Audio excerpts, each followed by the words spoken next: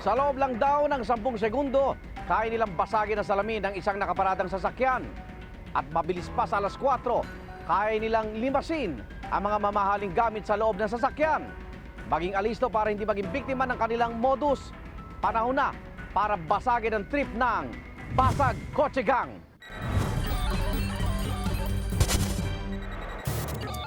Hating gabi nang makita ang isang lalaki naglalakad sa kalye ng Primo Rivera Street sa Barangay Singkamas.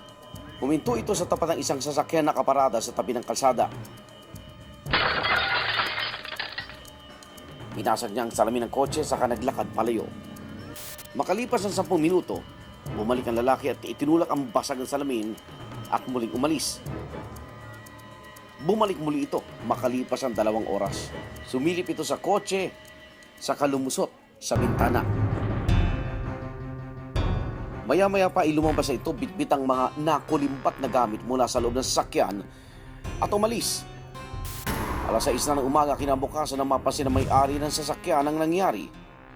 Palabas na ako ng house, papasok ng car. Yun, nakita ko na nga na dun sa passenger side, may mga bubog sa couch ng kotse.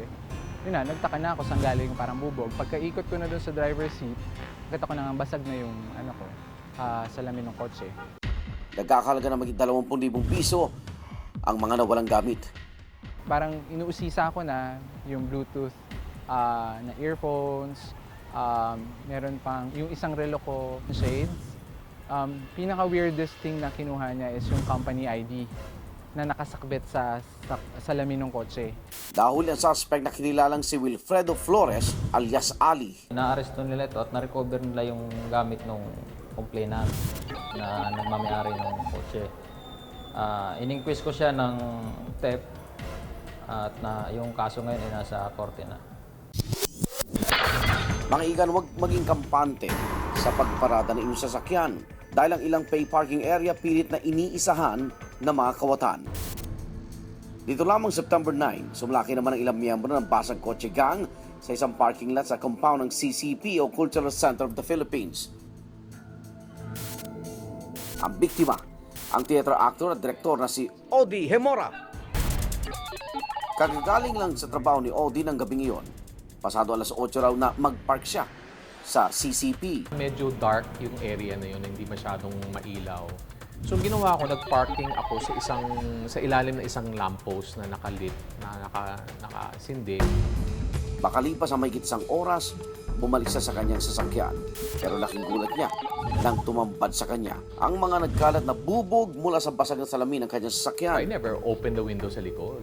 So doon sinilip ko, na-realize ko na basag yung glass. And nung sinilip ko, yung briefcase ko doon, na nandun yung laptop ko, other gadgets, tsaka mga documents, nawala, kinuha. Dismayado si Odi dahil walang security guard na nagbabantay sa parking area. Ang parking area kung saan nangyari insidente ay pinamamahalaan ng Smart Park System Solutions Incorporated. Ayon sa pinadalang official statement ng Smart Park, babayaran nila si Odi bilang danyo sa lahat ng pinsala. Para maiwasang maulit ang insidente, plano rin nila maglagay ng dagdag na mga poste ng ilaw sa lugar. Paigtingin din nila ang seguridad sa parking lot. Umaasa si Odi na siya na ang huling biktima ng basag kotse sa lugar. Gusto ko yung National Theater natin safe. Mahal ko yung lugar na yan. Ang akin lang naman is, sana matulungan sila na lalong pagandahin yung sa paligid ng security. Patuloy ang investigasyon ng pulisya sa insidente. Bakal na nakabalot sa bimpo, ito ang weapon of choice, ika nga ng isang miyembro ng Basag Kotse Gang na itatago natin sa pangalang Lito.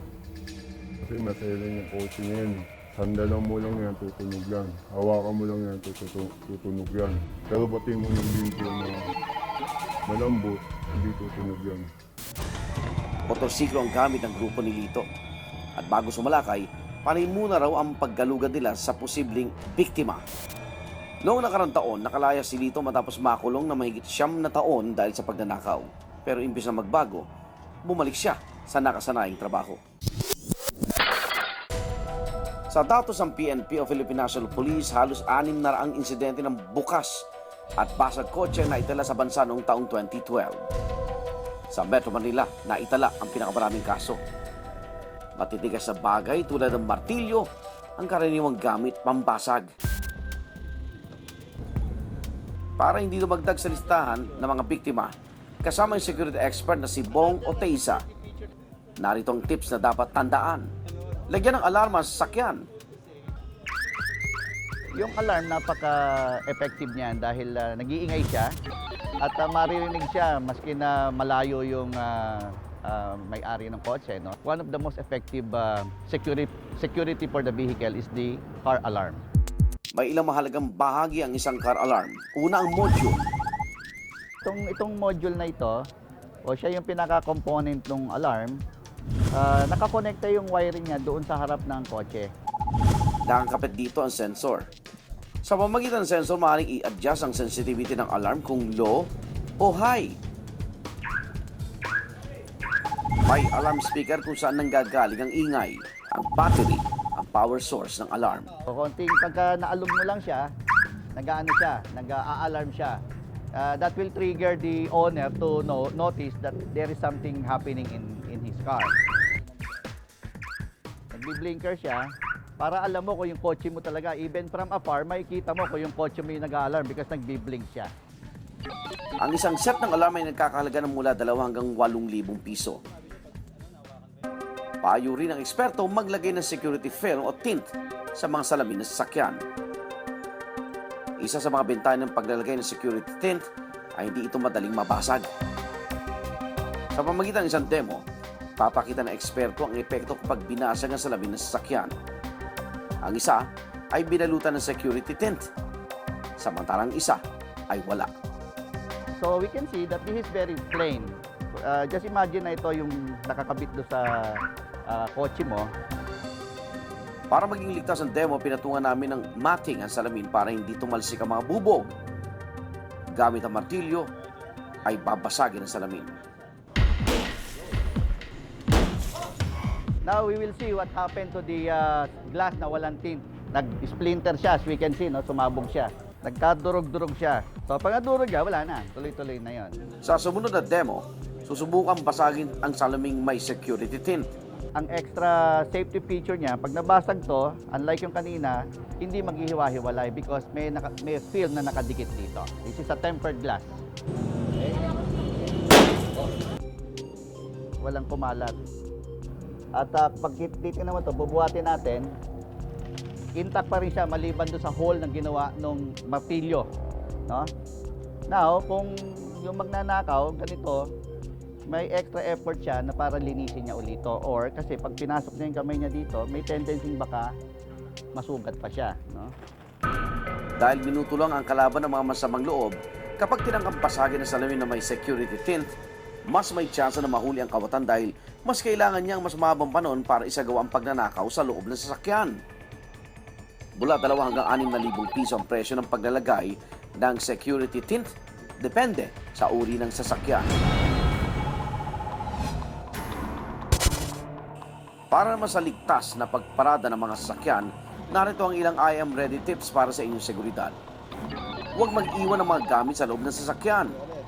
Kadalasan ang interest dito ng mga gumagawa nito ay yung nakikita nila sa loob ng sasakyan. Minsan yung mga valuables nila iniiwan sa back seat. Pumarada sa mga gusali at establishmento na may gwardya. Dahil mas mabilis pa sa alas 4 kung umatake mga kawatan, kailangan mas maagap tayo kaysa sa kanila nang hindi na humaba pa ang listahan ng kanilang biktima. Para sa mga masamang loob, tuluyang mabasag ang trip at hindi na makaporma.